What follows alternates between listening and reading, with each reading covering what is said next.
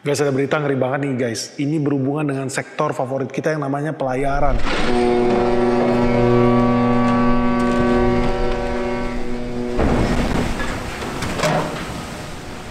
Nah teman-teman tahu nggak, bisnis pelayaran dunia itu sedang terancam kiamat. Kalau lu penasaran, jangan di skip video ini. So let's check this out.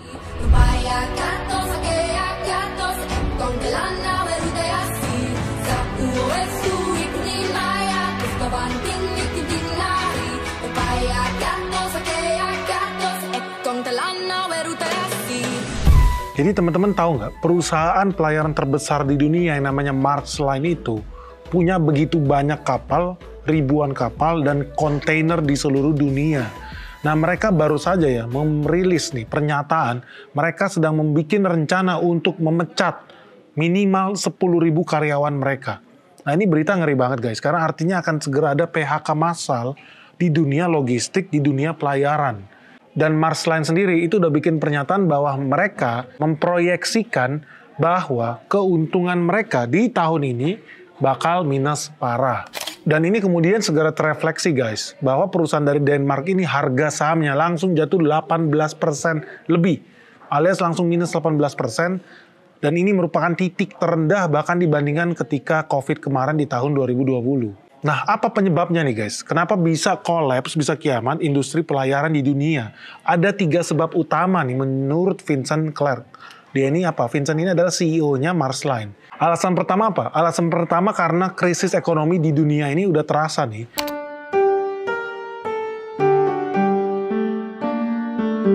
Sehingga kemudian demand alias permintaan untuk pengiriman logistik kontainer itu terus-menerus berkurang. Ini namanya new normalnya di era krisis ekonomi seperti ini.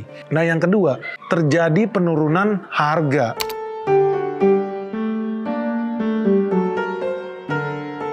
Jadi harga pengiriman itu terus-menerus menurun. Akibatnya apa ya? Keuntungan perusahaan bakal terus berkurang. Dan yang ketiga, karena inflasi yang berhubungan dengan biaya produksinya Maersk Line sendiri.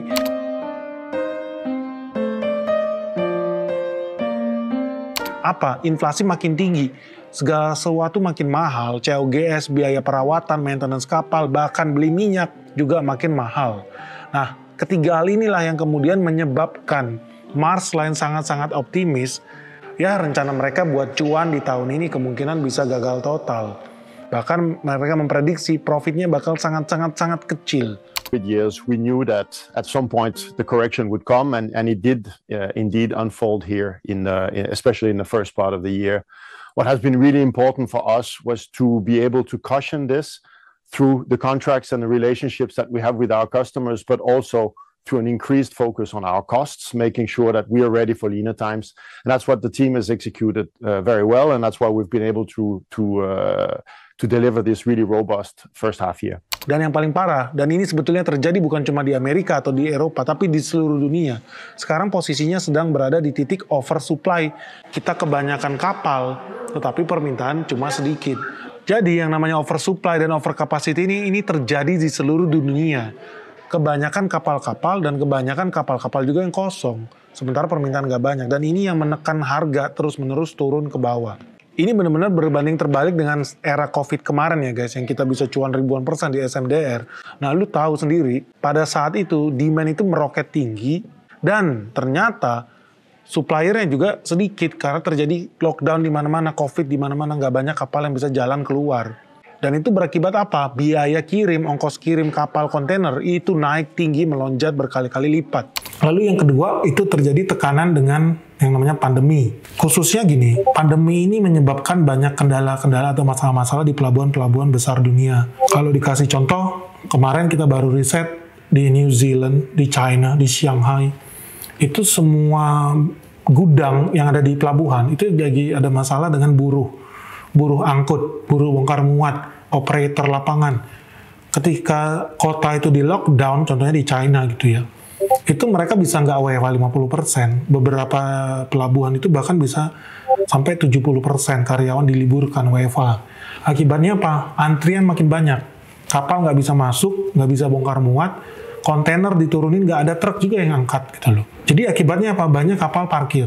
Parkir itu jangan lu kira gratis ya bro ya. Namanya parkir itu tetap bayar. Terus bayarnya siapa? Yang dibebankan kepada siapa bayaran itu? Bayarannya itu dibebankan kepada orang yang ngirim barang dong. Bukan perusahaan kapal dong. Jadi udah bayaran makin mahal, revenue-nya juga makin tinggi. Jadi ini tekanan-tekanan yang hasilnya saham kita jadi cuan gede. SMDR-nya jadi cuan gede. Wajar nggak? Wajar gitu loh. Tapi sayangnya ya, namanya pesta itu pasti akan berakhir. Dan tren harga sewa kontainer itu sudah hilang dari titik tertinggi dan akan terus-menerus berkurang. Kenapa? Ya karena situasi makroekonomi global itu sangat-sangat buruk dan sangat-sangat jelek. Nah salah satu cara yang paling mudah ya untuk menjaga perusahaan di tengah situasi turbulensi ekonomi yang tidak menentu ini apa? Yaitu yang pertama ya mengurangi biaya operasional. So yang dilakukan oleh Vincent pertama kali apa? Dia mau PHK massal karyawannya Mars Line. Nah teman-teman tahu nggak ya, di tahun 2023 ini aja, total karyawan Mars Line di seluruh dunia itu jumlahnya lebih dari 110.000 orang. Wow, banyak sekali ya. Nah dia udah bikin target, tahun depan, yaitu tahun 2024, karyawan Mars Line harus di bawah 100.000 orang. Artinya apa? Dalam waktu dekat ini mereka akan PHK 10.000 orang, dan kemungkinan akan PHK ribuan orang lagi, untuk mengejar target mengurangi jumlah karyawannya. Nah, dengan memecat 10.000 orang, perusahaan itu menargetkan mereka bisa menghemat duit sebesar 600 juta dolar. Nah, penghematan 600 juta dolar ini udah setara dengan 10 triliun jumlah uang dalam rupiah yang dihemat oleh Mars Line. Nah, jadi teman-teman di sini bisa lihat ya, bahwa kondisi ekonomi dunia sangat mempengaruhi pendapatan perusahaan-perusahaan kapal, perusahaan-perusahaan logistik, dan perusahaan-perusahaan transportasi yang ada di dunia. Jadi, kita bisa lihat permintaan, demand terhadap kebutuhan transportasi itu akan terus meningkat seiring dengan pertumbuhan ekonomi dunia. Tapi teman-teman udah lihat di Indonesia aja, pertumbuhan ekonominya ternyata sekarang bisa di bawah 5%. Artinya apa? Ini akan sedikit banyak mempengaruhi bisnis transportasi, bisnis logistik juga loh yang ada di Indonesia. Nah, tapi teman-teman jangan khawatir. Ingat ya, dalam sebuah koin selalu ada dua sisi. Ada pihak yang diuntungkan, ada pihak dirugikan. Maksudnya apa? Dengan saling berkompetisinya kapal-kapal ini makin banyak yang parkir, kontainer makin banyak yang kosong, karena mereka oversupply alias overcapacity. Artinya apa?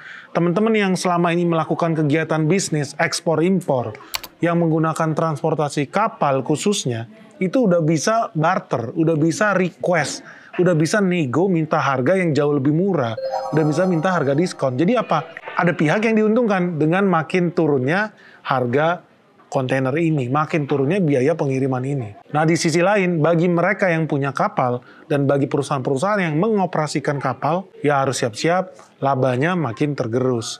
Dari sini teman-teman bisa melihat ya, bahwa prospek bisnis perkapalan dunia dalam 1 tahun ke depan, ya kemungkinan bakal tiarap dulu nih guys. Tapi ingat, ada pihak lain yang diuntungkan. Nah menurut kamu di Indonesia perusahaan apa saja nih yang bakal diuntungkan dengan makin murahnya tiket, harga tiket buat ngirim barang, harga pengiriman kontainer di dunia. Oke guys, semoga video ini bermanfaat. Jangan lupa segera subscribe dan like and share dan komen pendapat kamu gimana tentang krisis pelayaran dunia ini. Ditunggu ya komentarnya. Salam sehat, salam cuan, bye-bye.